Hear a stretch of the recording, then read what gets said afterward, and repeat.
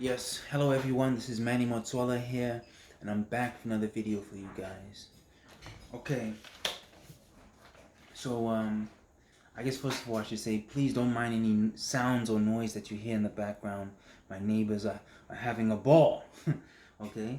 And there's also some laundry being done, you might hear some noises, just ignore it. So, just to, be clear, today I'm going to be talking about writer's block, okay? So, I'm going to be giving some tips on how to deal with writer's block. I don't really believe in writer's block. I just think that it's a trick. There's a psychology to it. If you think that you're experiencing writer's block, then you will experience writer's block. But if you continue to be creative and write, you won't experience it. Okay? So first of all, let's see. What's the first thing I wrote down here? Take time off writing. Yes. You know what it's like? It's like being in the gym. You're doing curls or you're doing bench presses. You can't do that for infinity. You can't do that for infinity. You have to take a break at some point. As above, so below. What comes up must come down. This is just the nature of things. So take a break, come back to it, and see what happens. Okay, don't believe you have writer's block. Yeah, don't believe it. Okay, socialize more. Yes. So, have conversations with people, get to know people, um, talk to yourself, have rants. I sometimes go on rants with myself, just to get myself amped up and excited because I'm very passionate about music. And yes, I hold staff meetings with myself, about songs. I try to create songs in that way. So socializing is important. Also, eavesdropping on other people's conversations. I know that might sound bad, but it can help you. I think in a way, uh, you know, just listen to other people's conversations. Let me give an example. One time I was listening to two people have a conversation, and I realized that one person didn't trust the other person because the one person told the other person to bring the groceries to the car, and the other person said, "No, I'm coming with you." And then I realized, wait a minute, this person doesn't trust this person. That's why they want to go to the vehicle with them. So, there you have it. I in a conversation that had nothing to do with I made the song about my ex-girlfriend eventually. I called it "I Don't Trust You" and I made it about my ex-girlfriend, but it was about two people not trusting each other, not my ex-girlfriend. So that just goes to show you how, what level you can take creativity to. If you just think differently. you know you hear a conversation, it might not be about your girlfriend, but you made it about her, and that's the power of creativity. You understand? That's the power that I have. Okay, that's what I did by making that conversation about my ex-girlfriend. So you should try it out. Listen to people's conversations, or other people's heartbreaks, and you don't have to write about them. You can make it about you. That's the power we have as songwriters, and you must. Yeah, I'll leave it at that. Okay, let's see what else. Okay, yes. Okay, so watch movies. A movie called Desiree. It's about Napoleon. It's a romantic movie about Napoleon Bonaparte. That movie inspired a song called Remembrance that I wrote. I haven't released it yet, but I'm still writing it. I'm still working on it. I had hoped to work on it with Vangelis, the great Vangelis. R.I.P. He passed away, unfortunately, on my birthday. On top of that, to make things worse. Okay, let's see here. Yeah, so watch movies like the Titanic. Like, of course, just get into watching movies and see how you'll be inspired. Okay, let's see here. Read books. Yes, read books. I've been inspired by two books. Will Smith's memoir and Trevor Noah's memoir. Those two books help me write. So read books.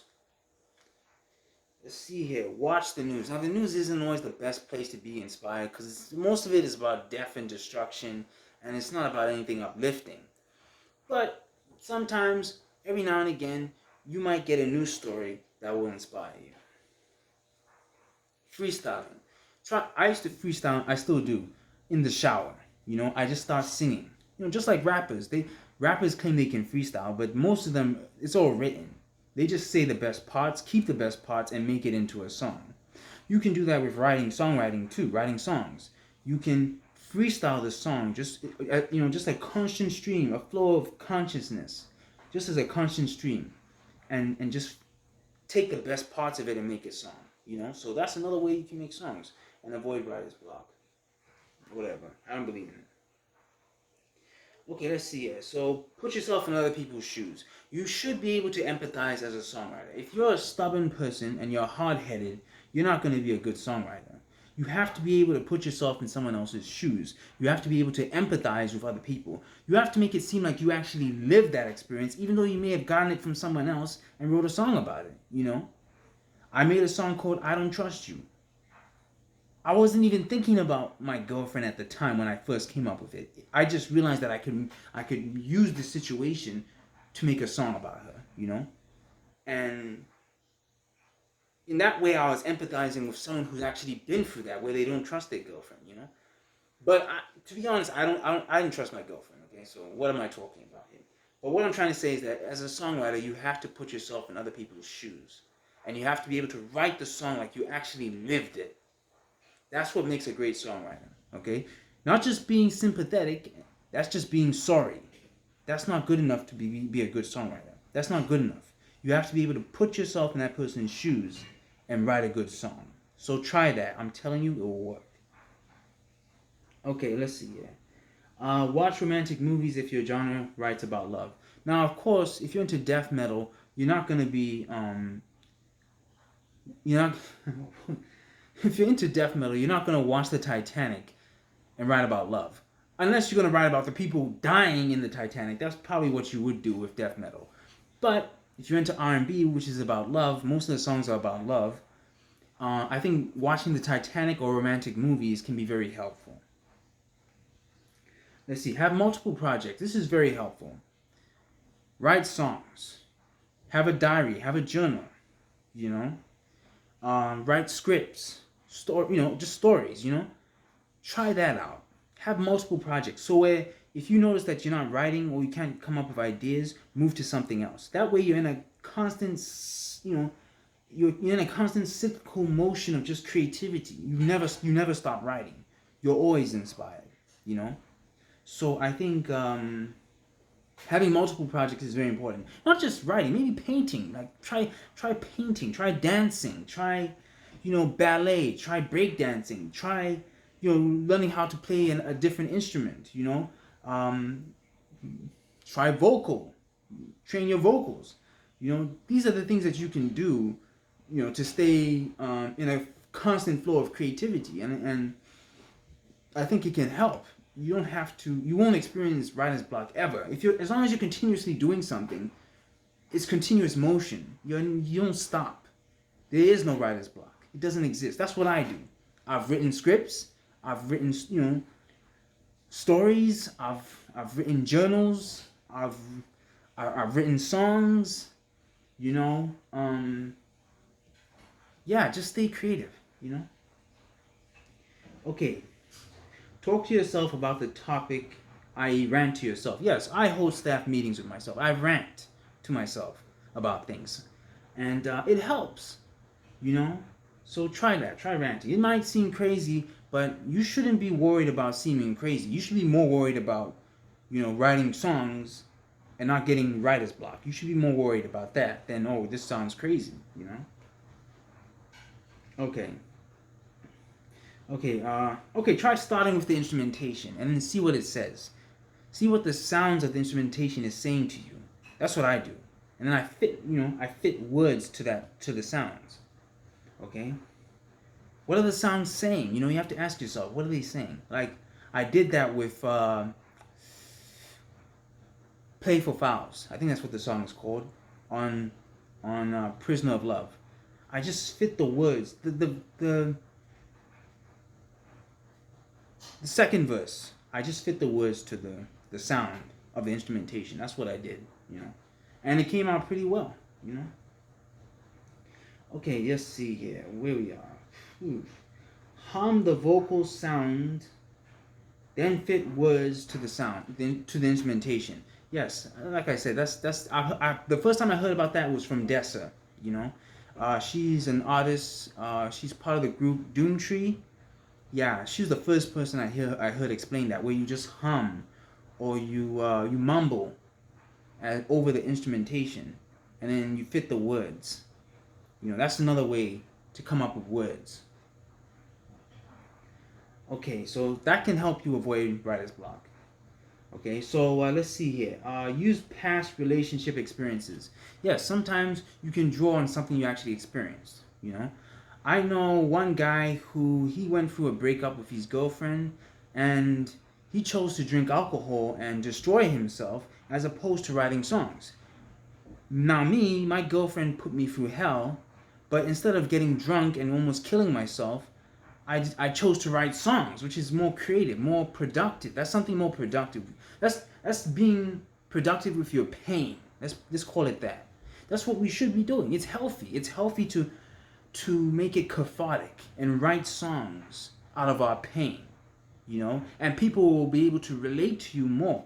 I think writing a song about your pain can get someone to empathize with you more than as opposed to just complaining, you know?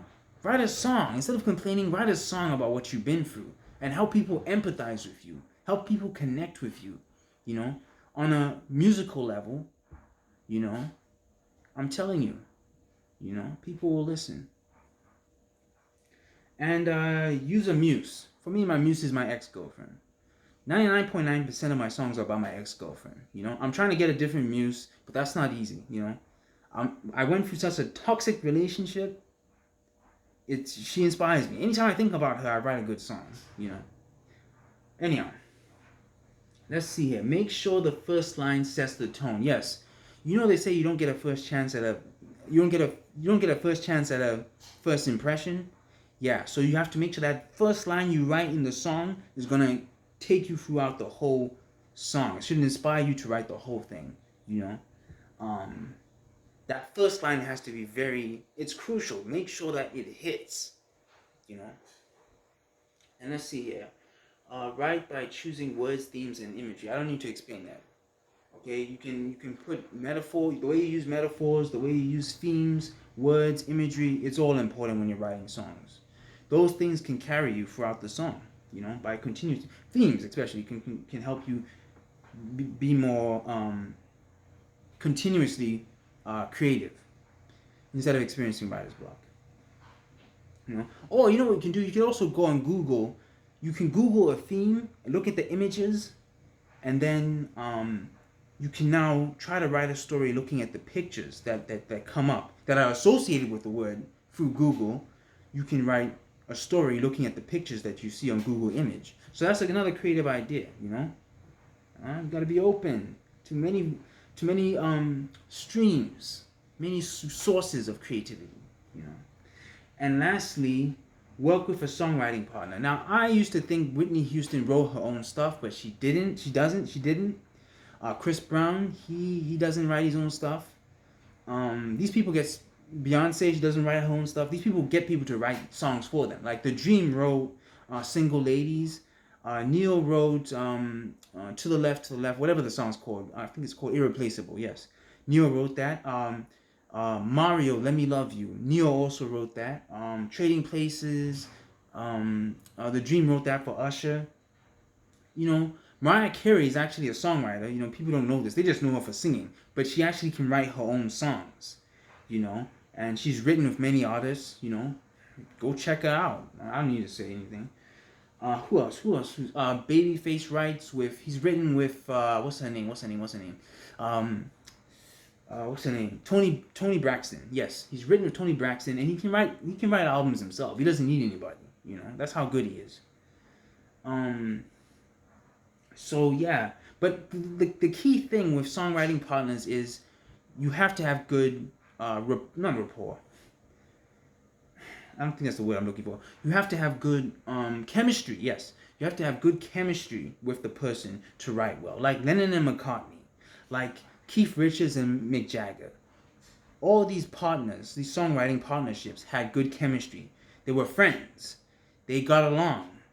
they had fun writing songs together. Maybe sometimes it was stressful, but for the most part, if you want it to last and you want that you don't want that writer's block to set in, you better have good chemistry with that person. I'm telling you.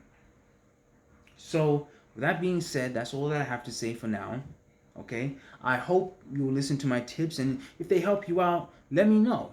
Comment, let me know. Say, hey, this tip worked for me, whatever. Or maybe you have some tips that I didn't say, like whatever. If you have some tips that I didn't say, please comment down below and let me know what other tips you use when you experience writer's block.